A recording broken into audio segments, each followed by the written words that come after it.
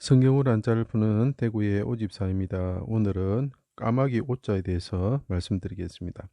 세조자하고 비슷하게 생겼죠, 그죠? 그래서 세조에 대해서 제가 말씀드린 것을 꼭 봐주시기 바랍니다. 자, 까마귀라 하면은 우리가 좀 부정적인 것, 뭐 죽음 이런 것을 상징하는 경우가 많습니다. 그렇지만 예수님께서는 까마귀를 생각하라 이렇게 이야기를 합니다. 그래서 그 이스라엘이나 뭐 일본도 그렇지만 까마귀가 참 많은 걸로 되어 있습니다. 우리나라에도 까마귀가 많죠. 자, 이 까마귀라는 것은 검은새를 뜻합니다. 검은새. 음. 자, 이것이 고대인 우리가 보통 삼조고라고 해가지고 고구려 때 그죠? 검은새가 나타난다. 해를 품은 검은새다. 이렇게 이야기하죠. 제가 해가 뭐라 그랬죠? 예, 메시아라 그랬죠. 그럼 검은새가 이게 누구겠습니까? 예, 메시아다는 거죠. 발을 세 개를 가지셨다. 삼위일체 하나님이신데 그분의 발을 한 개를 상하시면 어떻게 됩니까? 죽습니까? 아니죠. 발이 두 개가 있죠. 그래서 영생불사의 새다 이런 거죠. 그러면 왜 검은새, 해를 품은 검은새가 메시아냐? 그것을 제가 설명을 드리겠습니다. 자, 수족이 찔려 족이 보입니다.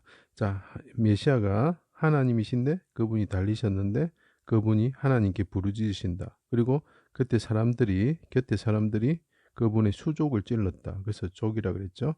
그와 비슷합니다. 자, 메시아가 하나님이 달리셨는데 그분이 부르짖으셨다. 그래서 피를 흘리셨다는 거죠. 그런데 그 곁에 사람들, 장정정자죠. 여기 장정정자의 변화가 옵니다. 그 사람들이 불사르는 자와 같다. 수족을 찔러서 피를 흘렸다. 이 말이죠. 같죠? 그러니까 다리를 상하는 다. 이 사람이 검은 까마귀인데, 그죠? 검은 새인데, 나중에 왜 검은 새인지 설명드리고, 다리를 상한다는 거, 족을 상한다는 거죠. 비슷하죠. 그죠? 예. 그래서 발이 세 개인데, 한 개가 없어지더라도 두 개가 있으면 이 새가 죽습니까? 아니죠. 영생불사한 새가 되는 거죠. 자, 그래서 까마귀라는 것은 어디서부터 등장을 하느냐면 노아의 홍수에서부터 등장합니다. 인류가 다시 문명이 시작되기 전에 까마귀가 등장하죠.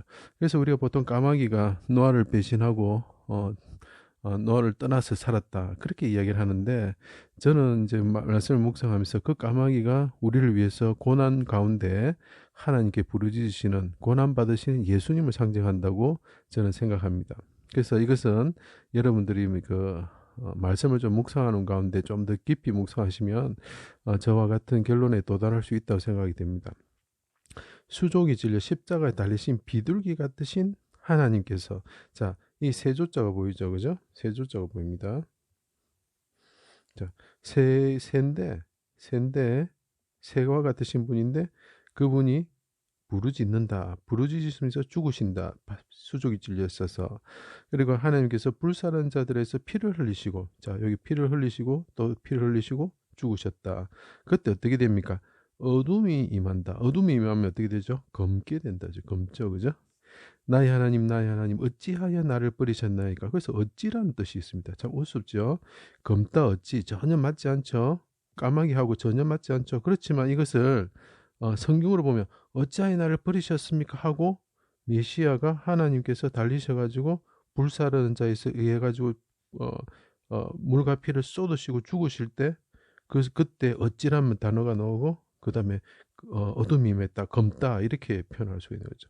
내 영혼을 제가 말했죠. 비둘기라고 그랬죠. 성령이 비둘기처럼 임하셨다. 그래서 새당 이분이 말을 합니다. 새에 대해서 이야기하면 내 영혼은 비둘기다 이렇게 이야기하죠. 비둘기다. 그런데 그분이 부르짖을 때 그 모습은 뭐라고요? 예, 까마귀다는 거죠. 이게 중요합니다. 이 개념을 여러분들이 이해를 하셔야 노아가 죽음의 물이 산에 덮여가 있을 때 어떻게 합니까? 새를 보내죠. 새를 보내는데 뭘 먼저 보냅니까? 까마귀를 먼저 보냅니다. 왜 까마귀를 먼저 보냅니까? 이 새가 나타내는 메시아가 고난을 받으셔가지고 어둠이 임할 때, 검었을 때, 또 고난을 받아가지고 검게 탔을 때, 그때 어떻게 된다고요? 예, 비둘기가 오는데 그 비둘기가 아버지께로 다시 돌아간다. 언제?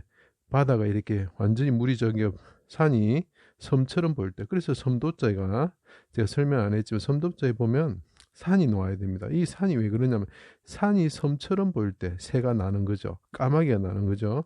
비둘기가 나는 거죠. 그래서 이게 섬도자가 되는 거예요. 내 영혼을 아버지 손에 부탁합니다. 이렇게 단식을 했다.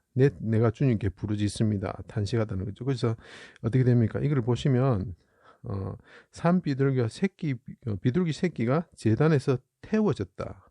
번제로 태워지면 어떻게 되면 시커멓게 되겠죠. 자, 그래서 어둠이 임하여 검어졌고, 이거는 성막을 뜻합니다. 성막에 그늘이 지는 거죠. 어둠이 지는 거죠. 그리고 예수님께 하나님께서 부르짖으실 때 고난으로 검게 된 모습이다. 그러면 비둘기인데 이 사람이 타가지고 번지를 들 때 어떻게 된다고요? 검게 된다. 그러면 이게 무슨 말입니까? 비둘기는 정결한 새죠. 부정하지 않는 새죠. 그렇지만 검은색 그 까마귀는 어떻게 말합니까? 레위기서에서 부정한 새다. 그래서 이 사람은 비둘기인데 부정한 새처럼 보이는 거예요. 그래서 사람들이 아름다운 것도 없고 흠모할 것도 없다 하면서 조롱을 하는 거죠. 네가 하나님의 아들이냐 이렇게 조롱을 하는 거죠. 자, 그런 상태라는 거죠. 그러니까 노아가 까마귀를 먼저 보내는데 사람들이 이 사람을 무시하는 거죠. 까마귀 같은 사람을 네가 뭐냐 하면서 니는 부정하다 이렇게 이야기를 하죠. 그렇지만 이 사람 속성은 어떻게 된다고요? 비둘기다라는 거죠. 그래서 이것을 구분할 줄 알아야 되는 거죠. 그래서 까마귀입니다. 자, 부르짖으시는 분이 있는데 그분은 새인데 그분이 부르짖을 때 어둠이 임하고 그분이 시커멓게 고난을 받으셔서 시커멓게 되었다. 원래는 죄를 지어서 사람들이 시커멓게 타고 바짝 말라가지고 기근에 의해서 죽어야 되는데 그분이 대신 부르짖으시고 죽으셨다. 이런 뜻이죠. 자, 그때 부르짖을 때 뭐라 그럽니까? 자, 부르짖을 때 사람들이 말합니다.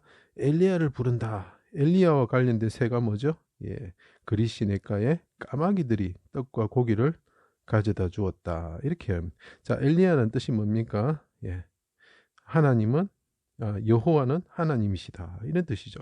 그러면 까마귀에게 주는 겁니다. 그러면 까마귀가 모르고 효를 상징하는 동물이죠. 그죠? 어머니를 공양하는 동물이죠. 그러면 이 엘리야가 뭐라는 뜻입니까? 까마귀다. 이런 뜻이죠. 자, 3일 만에 성전을 짓는 자여 하면서 주위의 사람들이 장정 이제 불사라는 자들이죠.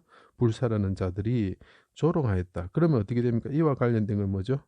예, 아비를 조롱하며 어미를 순종하기를 싫어하는 자는 눈은 어떻게 된다고요? 골짜기에 까마귀에게 쪼이고 관련된 동물이 뭐죠? 까마귀. 그래서 이것이 까마귀 호자가 됩니다. 자, 그래서 까마귀라는 것은 죽음과 연관이 되어 있는데 이것이 메시아를 상징하는데 이 메시아는 고난을 받으시고 육체로 오셔서 고난을 받으시고 부르짖으시는 예수님을 상징하는 거죠. 그분이 성부, 성자, 성령 하나님으로 이루어져 있는데 하나이신데 그분이 발을 상하시더라도 한 개의 발이 없으시더라도 두 발을 가지고 어떻게 된다고요? 예, 영생 불사하게 영원히 사시는 그 부르짖으시면 어떻게 됩니까? 영이 예, 그의 날이 길 것이요 이렇게 하죠. 그래서 그분이 제단의 새처럼 그 시커멓게 태어지고 까마귀처럼 보이지만 그분은 비둘기 같으신 분이고 그분이 하늘에 오르셔가지고 하나님의 아들이 되시는 분이다. 그래서 하나님의 전령이죠, 그죠? 예수님 메시아를 뜻하는 거죠. 그리고 여호와 하나님을 뜻하고 죽음의 바다가 있는 곳에서 떠오르는 첫 번째 새처럼 보이시는 분이 있는데 그분이 까마귀처럼 나타나시는 예수 그리스도라는 거죠. 예, 제 강의를 들어주셔서 감사합니다.